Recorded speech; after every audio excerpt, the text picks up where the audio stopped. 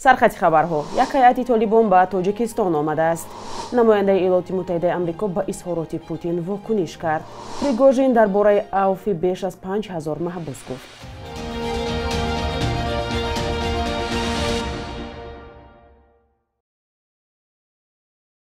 салом бинандаҳои азиз, умедворам хубед ва ҳафтаи нави корӣ бароятон бобарор бошад. навиди бомдодиро тамошо доред ки аз душанбе тақдиматон мекунам. имрӯз 27 март аст. вазорати корҳои хориҷии толибон хабар дод ки як ҳайат ба дидани консулгарии афғонистон дар шаҳри хоруғ, маркази вилояти бадахшони тоҷикистон рафт. бар асоси эъломияи толибон аз 25 март ҳайатро ҳоҷи муҳаммад мусо амирӣ, раиси молӣ ва идории ин гурӯҳ раҳбарӣ кардааст.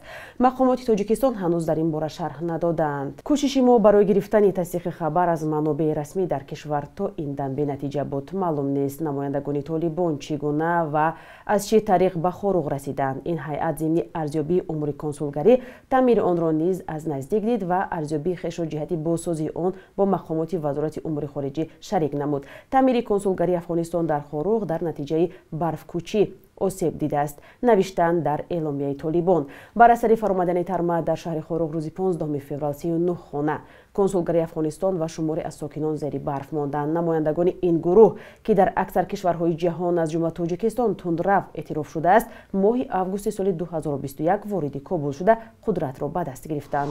иёлоти муттаҳидаи амрико ба изҳороти Владимир Путин, президенти Русия, дар мавриди ҷо кардани силоҳи ядроӣ дар Беларус вокуниш кард. намояндаи вазорати корҳои хориҷии амрико ба телевизиони CNN гуфтааст ки вазъро назорат доранд, вале ҳеҷ нишони истифодаи силоҳи ҳастаӣ дар Украинаро намебинанд. ӯ гуфтааст ки Вашингтон зарур намедонад ки нерӯи ҳастаиашро дар ҳолати омодабош қарор диҳад. донишгоҳи амрикои омӯзиши ҷанг суҳбати Путин бо расонаҳо дар ин бораро амалиёти навбатии иттилоотӣ номидааст. коршиносони ин донишгоҳ гуфтанд ки Путин бо ин роҳ мехоҳад шарикони ғарбии Украинаро тарсонад. рӯзи шанбе дар шабакаи давлатии Россия 24 суҳбат бо Путин нашр шуд. ӯ дар ин суҳбаташ гуфт ки бо дархости Александр Лукашенко, раҳбари худкомаи Беларус, дар ин кишвар силоҳи ҳастаӣ ҷо мекунанд. ӯ гуфт сохтани анбор барои нигаҳдории ин нави силоҳ 1 июл ба поён мерасад. Путин ҳамчунин гуфт ки Русия 3 баробар бештар аз Украина силоҳ истеҳсол мекунад. додситони кулли Тоҷикистон зиёда аз 1500 қарори раисони шаҳру ноҳияҳоро барои додани қитъаи замин ғайриқонунӣ эълон карда нисбат ба 252 нафар парванда кушодааст. дар ин бора додситони кул Юсуф Раҳмон дар гузориши солонаи худ ба Маҷлиси миллӣ хабар дод. дар ин гузориш ки дар сомонаи додситони кул нашр шуд, аз чанд мансабдор ном гирифтанд, вале чӣ ҷазо гирифтани онҳо маълум нест. Юсуф Раҳмон аз он нигаронӣ кардааст ки бо вуҷуди роҳандозии чораҳои пешгирӣ аз заминфурӯшӣ, ҳанӯз ҳам тақсими ноодилонаи қитъаҳои замин, сохтакории ҳуҷҷатҳо, хариду фурӯш ва худсарона ишғол кардани қитъаҳои замин идома доранд. тақсими замин дар минтақаҳои Тоҷикистон чанд сол боз ба як мавзӯи доғу баҳсӣ дар сатҳи болотарини ҳукумат табдил ёфтааст. сокинони зиёде дар бораи замин ба радиои озодӣ шикоят мекунанд. дар аксар ҳолат онҳо аз ғайриқонунӣ гирифта шудани заминҳояшон ва ришваситонӣ дар ин соҳа шикоят мекунанд. музди маош дар Тоҷикистон дар моҳи январ назар ба охири соли гузашта қариб 13% кам шудааст. бар асоси гузориши охири вазъи иҷтимоии иқтисодӣ дар Тоҷикистон, музди меҳнати воқеӣ бо назардошти таваррум ё беқурбшавӣ ин миқдор коҳиш ёфтааст. ҳамкори мо Шаҳлои Абдулло аз сокинон пурсид ки оё маоши онҳо барои зиндагӣ кофӣ аст ва ё барои таъмини зиндагиашон чӣ қадар музди меҳнат гирифтан мехоҳанд? аз куҷо мерасад? Намерасад. маош намерасад, на танҳо давлатӣ ҳам кор кунӣ намерасад, дар ғайри давлатӣ ҳам кор кунӣ. сад афсӯс ки маош кам аст, нархҳо хеле баланд рафтагӣ аст. Россия да мерам аз 3 баробар кор мекунам. агар ҳамиҷа 5000 сомон кор кунам, дар Россия 15000 сомон кор мекунам. خیلی خوب میرسه در زندگیم. حاضر تاجیکستان به حد معاشی نقص. اکنون نرخ‌های حاضر با گوییم اگر طور نمی‌آید. نرخ‌ها بسیار بلند است. چیکار میکنید؟ خیلی اکنون چیکار میکنیم؟ همون میکنیم که همون معاشی که ما میگیریم همون یک تا حد امکان تا همون معاش آینده رسونیم. اساسا تو اینجا یگان کامودی نیست. همش با خونو خودش کدی رسیدیست. هستن 1,500 کسی کارشون پیش میبرن. 1000 سوم کسی کارشون. آدمایی که هستن که 8-7,000 میگیرن همین ساختمون داره که یه کانسیس کانسا میسازد. نمیرسه. Так что я خیلی آدم وابسته. بعد وابسته که چند قضا دوایلا کار میکنند. اول پیشتر وقتا یک آدم 10 кас мехӯрам, то ҳозир 10 кас худшашу базор мехӯрам. Но это правда. Шикам эконом карда мешавад. Тем более Рамазонда. Хаяк духтарча калон дорум кор мекунам. маошаш мерасад? 2,5 сомон мегирад, 2,5 сомони чӣ намешавад? 2,5 сомон кам аст. васа транспорт, автомат, фурука, омодаи либоса. ягон бор иҷо ойлик нагирифтем, мо Россияда кор мекунем, намедонам. Хай афсасун нафақа мегирам ҳамаги тамом. Хай намераста, лекин хай бо ягон кори дигар аст. Ман акун акспардор ҳастам, кор бисёр аст манда. Туба мерам, банкетҳо мерам, сурат мекунам, сурат мегирам, алибом мекунам. Зиндаги ҳамин мерас ҳеч чиз. Агар мо молҳои истеҳсолӣ медоштему дар бозор мебаровардем, мефурӯхтем, ба ивазаш масалан арзи хориҷӣ ворид мекардем, дар он сурат мо ба таваррум рӯбарӯ намешудем.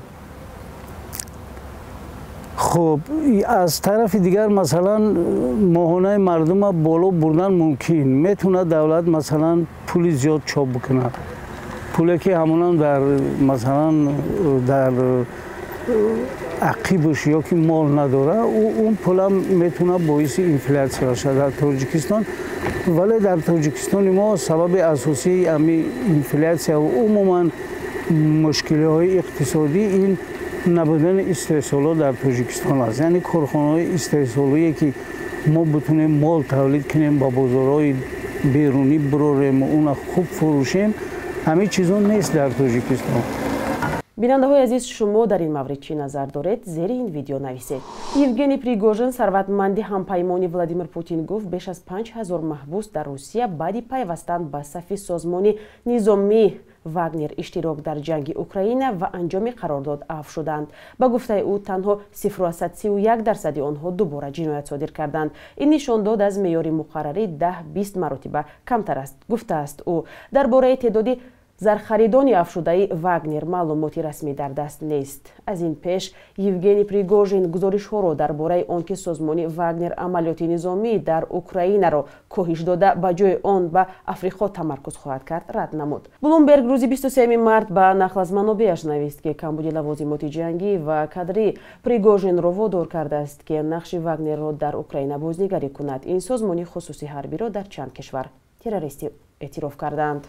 بخش یک روزی تاریخ را همکاری ما خیرمان بقوزاده تقدیمتان می کند که مهمترین تحولات تاریخی 27 مارس را فرا می گیرد.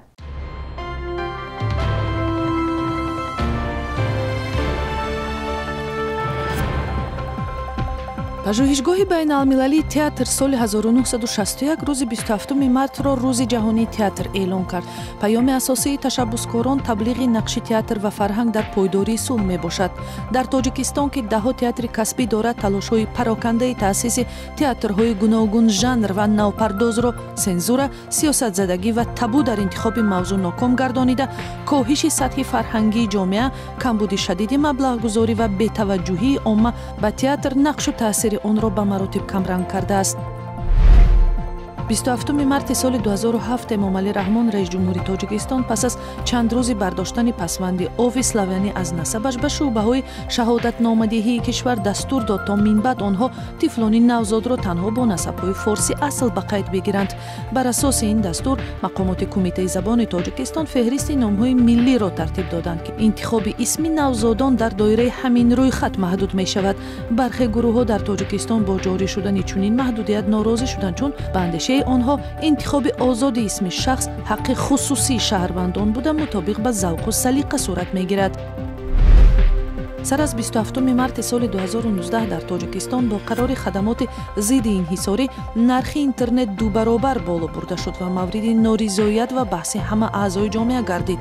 мунаққидон гуфтанд мухобирот ва интернет аз соҳаҳои сердаромад ва серистеъмол дар аҳолӣ мебошанд ва мақомот бидуни назардошти даромад ва имкониятҳои молии аҳолие ки на камтар аз 30% зери хати фақр ба сар мебарад ба ин кор розӣ шуданд.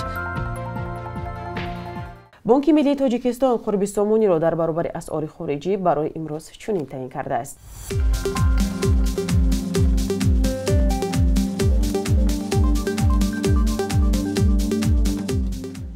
навиди бомдодиро тамошо кардед. назару пешниҳоти худро ба мо нависед. то фардо дар ҳамин вақт хайр, худо нигаҳдор.